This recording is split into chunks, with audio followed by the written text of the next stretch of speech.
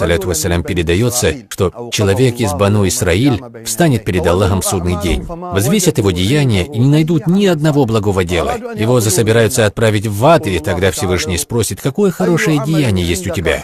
Он ответит: нет ни одного хорошего деяния, но я предоставлял в долг и давал отсрочку. То есть, когда приходил нуждающийся человек, я предоставлял в долг и ждал, пока он сможет его мне вернуть.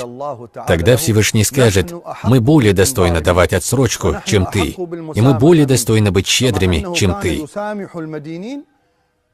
Как он прощал должников и давал им отсрочку, так и Всевышний простил его и ввел в рай, несмотря на то, что благие дела он не совершал.